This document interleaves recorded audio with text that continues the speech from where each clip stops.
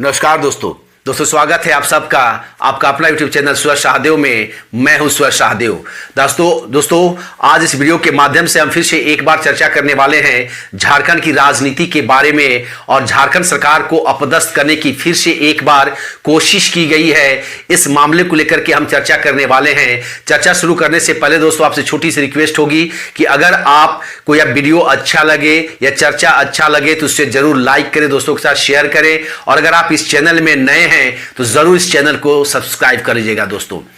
दोस्तों इस बार और कोई नहीं बल्कि झारखंड मुक्ति मोर्चा के ही एक विधायक श्री रामदास सोरेन जो घाटशिला के विधायक है, उन्होंने अपने ही पार्टी के पूर्व कोषाध्यक्ष श्री रवि केजरीवाल और अशोक अग्रवाल जी पर यह आरोप लगाया है कि झारखंड मुक्ति मोर्चा के ही विधायक जो घाटशिला के विधायक है श्री रामदास सोरेन जी ने अपनी ही पार्टी के पूर्व कोषाध्यक्ष श्री रवि केजरीवाल और अशोक अग्रवाल जी पर यह आरोप लगाया है कि इन दोनों के द्वारा उनको प्रलोभन देकर सरकार गिराने के लिए कोशिश की गई थी।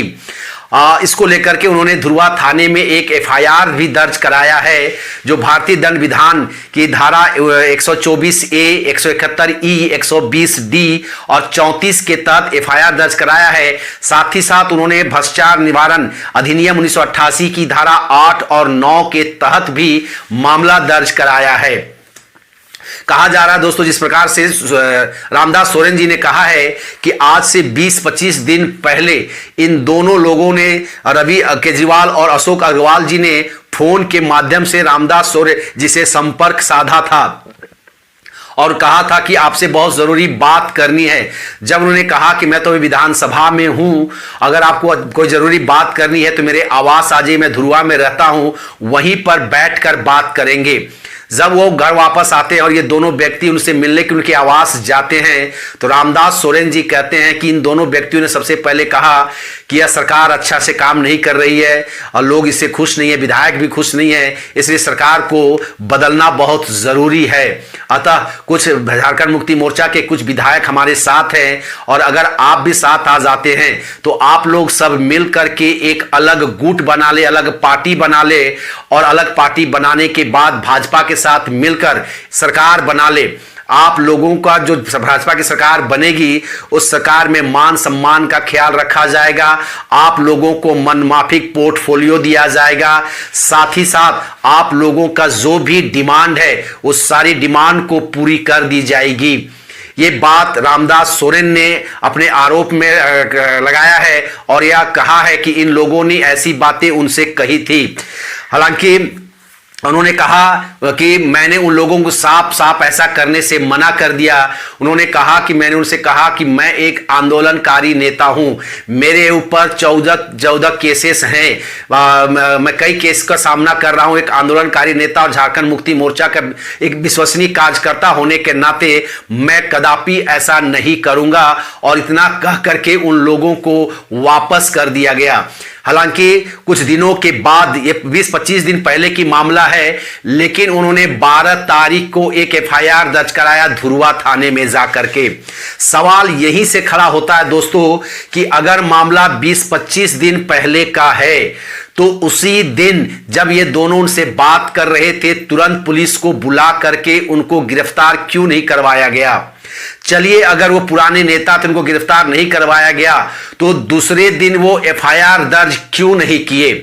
अगर उनको खरीदने की कोशिश की गई, प्रलोभन देने की कोशिश की गई थी तो रामदास सोरेन जी अपने मुख्यमंत्री को तुरंत इस बात की जानकारी क्या दिए थे? अगर उन्होंने अपने मुख्यमंत्री को इस बात से अवगत कराया था तो सवाल मुख्यमंत्री के ऊपर उठता है कि मुख्यमंत्री ने 20-25 दिन पहले ही इस मामले को लेकर के एफआईआर दर्ज क्यों नहीं कराया?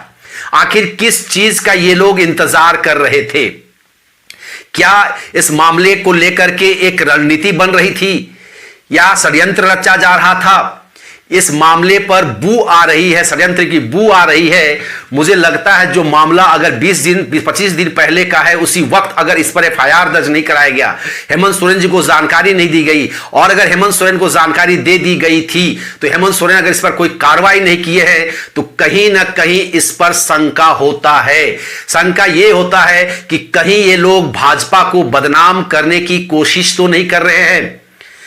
जिस प्रकार से हेमंत सोरेन इस कोरोना काल में 2 साल में कोई भी काम धरातल पर जो अपनी वादा की थी, उस वादे को धरातल पर वो नहीं उतार पाए हैं अब तक।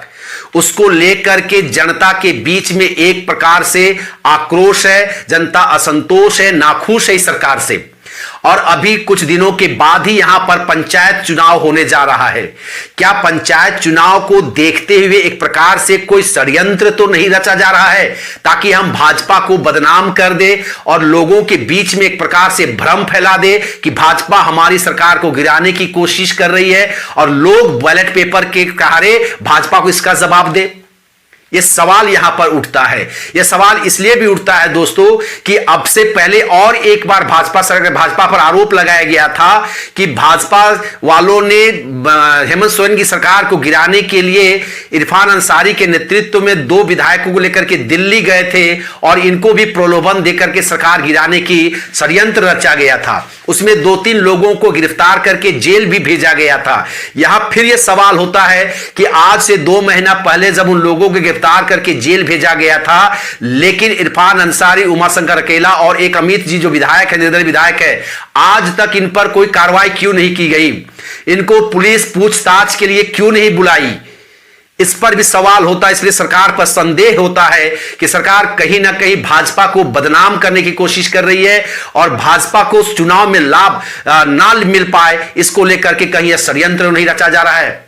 दूसरा सवाल यहां पर खड़ा यह होता है दोस्तों कि कहीं हेमंत सोरेन सरकार में जिस प्रकार से 12वां मंत्री का पद अभी भी खाली है, अभी तक 12वां मंत्री किसी को नहीं बनाया गया है और झारखंड जैसे छोटे राज्य में जहां विभाग बहुत ज्यादा है और मंत्री पद कम है, इसलिए अगर मंत्री पद कम होने के बावजूद अगर आप स्वयं सरकार मंत्री पद को कम रखती है, संख्या को कम रखती है, तो यहां पर एक विधायक के ऊपर बहुत ज्यादा, एक मंत्री पर बहुत ज्यादा बोझ होने के कारण कोई भी सरकारी काम सही समय पर या सही ढंग से नहीं हो पाता है।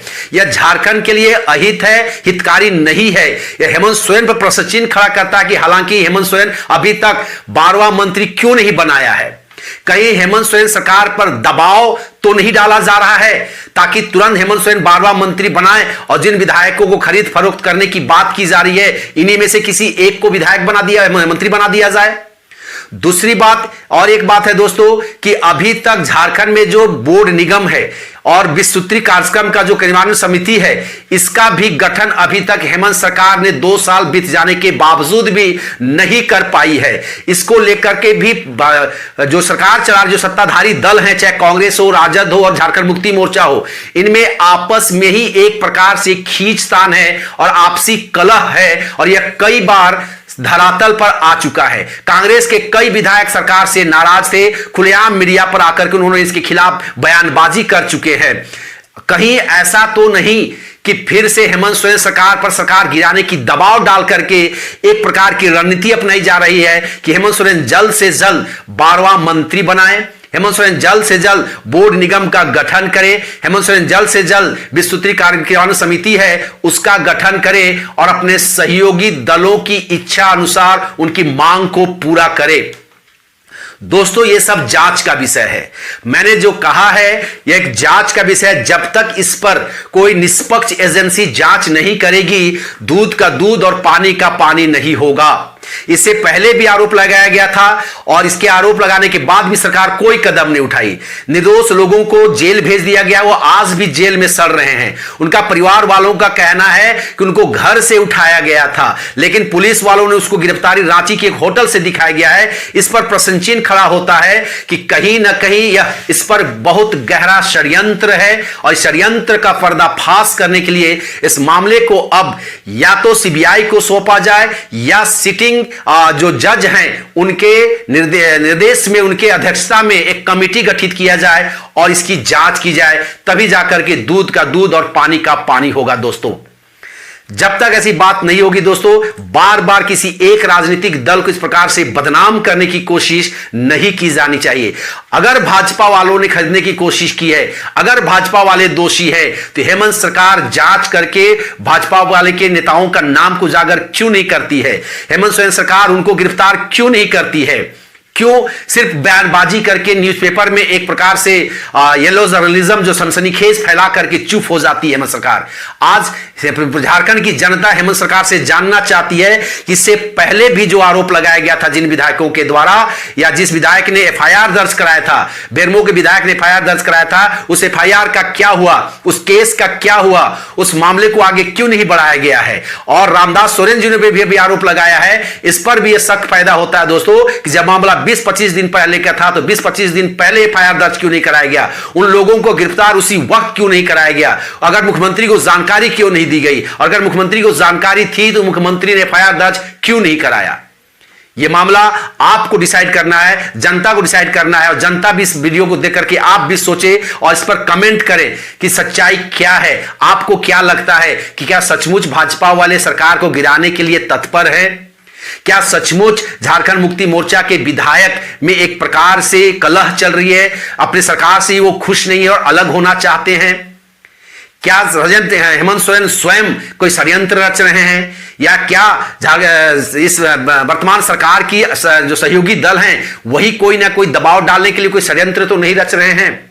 इन तमाम मुद्दों को अगर आपको लगता है क्या, इस पर अपनी विचार जरूर दें। और अगर यह वीडियो आपको अच्छा लगा दोस्तों, इस वीडियो को जरूर अपने दोस्तों के साथ शेयर करें, लाइक करें, और अगर इस चैनल में आप नए हैं या लगातार इस चैनल में बने हुए हैं तो इस चैनल को जरूर सब्सक्राइब कर ले दोस्तों। तब तक के लिए दोस्तों नमस्कार, जय हिंद।